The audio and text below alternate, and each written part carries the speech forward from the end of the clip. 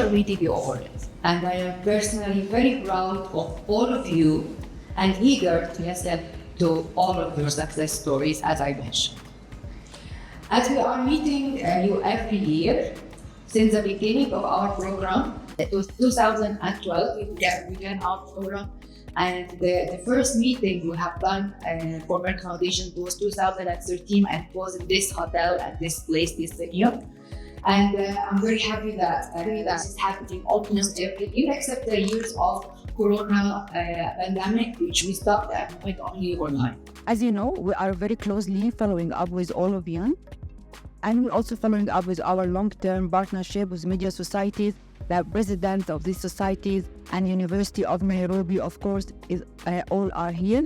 So we are very happy to meet you and meet our partners, and to emphasize our long-term commitment to Kenya healthcare capacity building and transformation of patient care landscape in the country, all over the country, nationwide.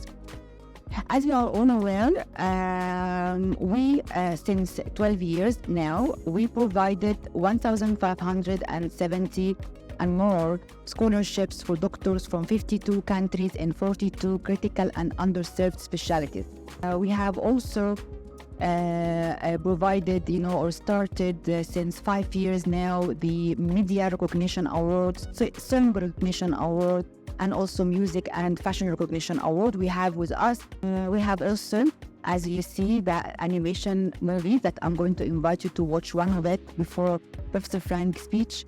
It's very important for you, because this animation movie, it's only 4 minutes length, but believe that it's about sugar free. It's about raising awareness about diabetes that can educate children, young people, and even adults in a very entertaining way how to prevent diabetes and how to diagnose diabetes.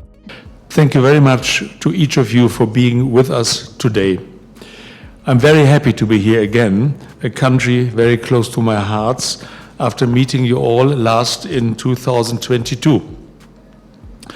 I'm personally excited to be here today with you to follow up our long-term partnership with the Kenyan medical societies and academia, and underscore our continuous support to contribute to transforming patient care landscape in Kenya. So we are strongly committed and on our way to transforming patient care landscape through our scholarship programs.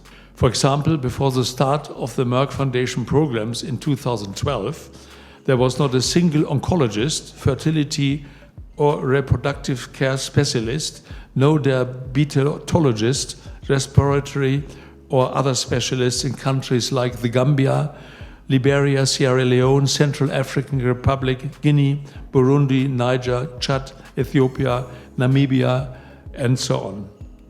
Today, we are also meeting and recognizing the winners of Merck Foundation Media Awards 2023. Also present here are our award winners from past editions since 2018. Happy to meet you all. I'm very proud of all of you. We at Merck Foundation strongly believe in the critical role that media and art plays in creating a cultural shift and to address all social and health issues in our communities. Dear Merck Foundation alumni, I would also like to acknowledge your role as health champions in your own communities, and to acknowledge your collaboration with our media recognition winners.